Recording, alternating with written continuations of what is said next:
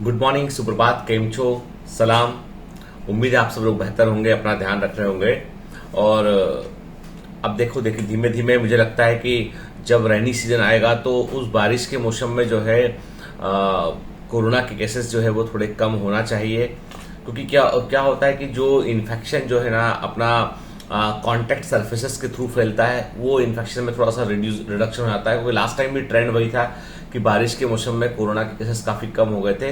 लेकिन अभी जो ब्लैक फंगस का जो खतरा है वो खतरा टला नहीं है। एक्चुअली क्या है कि ब्लैक फंगस जो है वो एक तरीके से अपॉर्चुनिस्टिक इन्फेक्शन है। क्योंकि जिन लोगों को जो है वो कोरोना हुआ या जिन लोगों को जो एसिम्टोमेटिक थे, जिनका पता ही नहीं चला कि कोरोना था या नहीं था, उनमें भी इम्यून सिस्टम को कोरोना ने जो है वो डाउन किया है। क्योंकि जब भी कभी वायरस का इन्फेक्शन होता है तो वो हमेशा आपका WBC काउंट वो डाउन करता है। ठीक है, आपका प्लेटलेट काउंट भी डाउन करेगा, WBC काउंट भी डाउन करेगा। और ल्यूकोसाइटोपेनिया जो है वो बड़ा कॉमन डिसऑर्डर है जो कि वायरल इन्फेक्शन में हमको देखने मिलता है। तो वो जो लोअर जो WBC काउंट होता है वो उन ऑर्गेनिज्म को भी बॉडी के अंदर पनपने का मौका देता है जो जनरली नहीं होते। क्योंकि आज के पहले इस प्रकार का जो फंगल इन्फेक्शन जो ह्यूमन बॉडी के अंदर इन्वेजिव रूप से अंदर आ चुका है वो हमने केवल और केवल हमने देखा था HIV इन्फेक्शन में। जो एड्स का पेशेंट है ना, उसमें ओरल थ्रस, मुंह के अंदर जो है वो फंगस का हो जाना, वो सब चीजें HIV के पेशेंट में हमको देखने मिला करती थी। और यहाँ पर भी अभी मेरे को मालूम चला कि कई केसेस ऐसे जहाँ पे कोरोना का रिपोर्टिंग ही नहीं, कि कोरोना उनको हुआ ही नहीं था, लेकिन उनको भी ब्लैक फंगस के केसेस देखने मिले। तो एक्चुअली वो मुझे ऐसा लगता है कि कई कारणों से व्यक्ति इम्यूनो कॉम्प्रोमाइज हो सकता है। और दूसरा ये है कि जनरली ये फंगस जो म्यूकर जिसकी बात कर रहे हैं, म्यूकर माइकोसिस की बात कर रहे हैं, वो तो हमारे आसपास हमेशा से प्रेजेंट है। हम खाते कुछ भी हम खाते हैं, कुछ भी चीजों को हम छूते हैं, वहां फंगस हो सकता है। कि इसलिए ये सोचना कि वो फंगस अचानक से कहीं से आ गया है, ऐसा नहीं है। एक्चुअली कुछ लोगों ने कहा कि वायरस का म्यूटेशन है, ये तो ऐसा नहीं है। वायरस का म्यूटेशन होने से एक्चुअली जो नया स्ट्रेन वायरस का है उसने इम्यून सिस्टम को तेजी से उसने सप्रेस किया, और उसके चलते क्या होगा, उसके चलते अपॉर्चुनिस्टिक इन्फेक्शन जो है वो होने लगे। जैसे बीच में लोगों ने कहा था कि जब ये वायरल इन्फेक्शन है तो डॉक्टर्स एंटीबायोटिक क्यों दे रहे हैं, क्योंकि लोगों ने एजिथ्रोमाइसिन का इस्तेमाल किया, डॉक्सीसाइक्लिन का इस्तेमाल किया।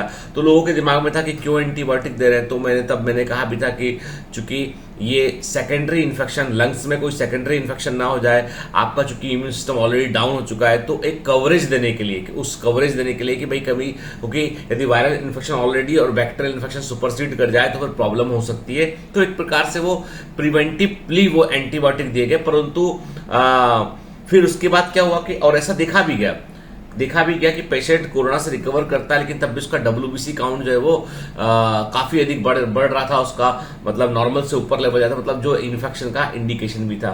ठीक, तो मैंने पहले भी कहा है कि ट्रीटमेंट मोडलिटी जो है वो समय के अनुसार कि क्या इफेक्टिवली काम कर रहा है, क्या इफेक्टिव काम नहीं कर रहा, उसके अकॉर्डिंग एलोपैथिक में वो चेंज होता रहता है। ठीक है, मेरा बस इतना सा है कि मैं चाहता हूं कि एज सुन एज पॉसिबल हमारा देश जो है नॉर्मल फंक्शनिंग कर सके, नॉर्मल हम लोग जा सके। ठीक है, हम लोग थोड़ा प्रिकॉशन लेंगे, हम लोगों को मास्क लगाना पड़ेगा। और दूसरा एक बड़ी जो है एक रिसर्च में ये भी मालूम चला है कि क्यों भारत जैसे देशों में ब्लैक फंगस के केसेस थोड़े बढ़ते चले आ रहे हैं। तो उसके पीछे एक बड़ा कारण है कि आप जो मास्क इस्तेमाल करते हैं उस मास्क को भी प्रॉपर हाइजीन पर रखिए आपके।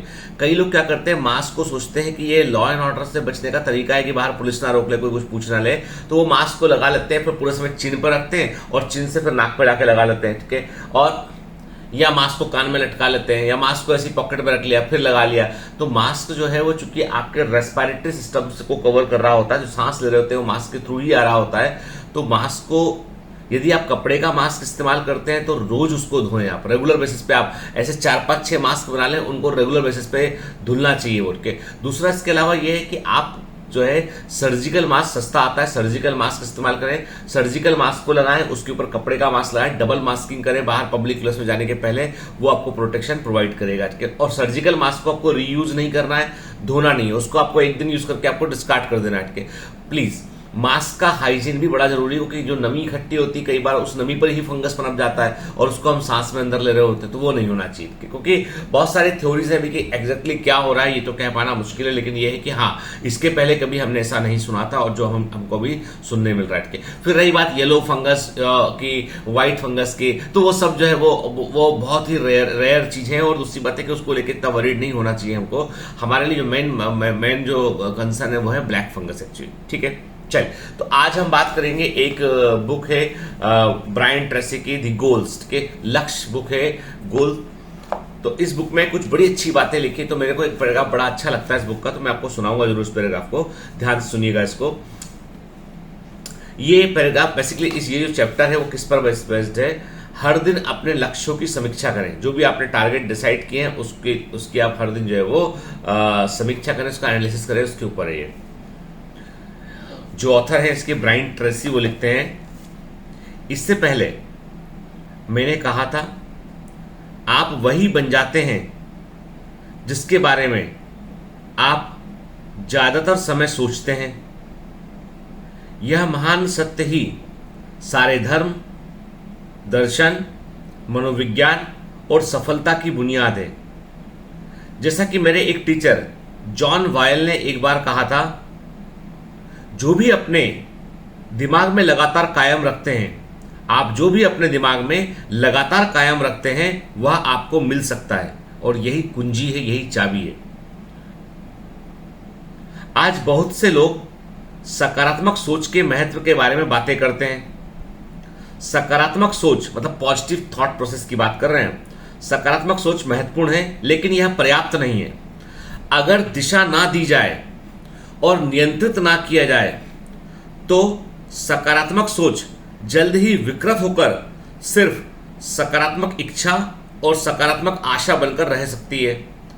देखो, पॉजिटिव थॉट प्रोसेस जरूरी है, लेकिन यदि पॉजिटिव थॉट प्रोसेस को सही दिशा नहीं मिलेगी, सही रेगुलेट नहीं करेंगे उसको आप, तो वो सिर्फ आपकी इच्छा बनकर रह जाएगी। वो आपके लिए जो है वो समझ लीजिए पॉजिटिव थिंकिंग नहीं बन पाएगा। वो हो सकता है कि सकारात्मक सोच प्रेरणा और उच्चतर उपलब्धि की शक्ति ना बन पाए और अच्छी बुरी परिस्थितियों के में जीवन के बारे में सिर्फ एक खुशनुमा नजरिया बनकर रह जाए। मतलब यदि आपने सही दिशा नहीं दी तो आपका जो पॉजिटिव थॉट प्रोसेस है वो कोई बड़ी ताकत नहीं बन पाएगा, बल्कि सिर्फ एक नजरिया बनकर रह जाएगा। वो लक्ष्य हासिल करने में एकाग्र और प्रभावी बनने के लिए सकारात्मक सोच को सकारात्मक जानने में बदलना होगा। मतलब यदि आप अपना कोई टारगेट पूरा करना चाहते हैं, आप कुछ हासिल करना चाहते हैं, तो आपकी अपनी पॉजिटिव थिंकिंग को आपको पॉजिटिव नोइंग में बदलना पड़ेगा। पॉजिटिव नोइंग, सकारात्मक जानने में बदलना होगा।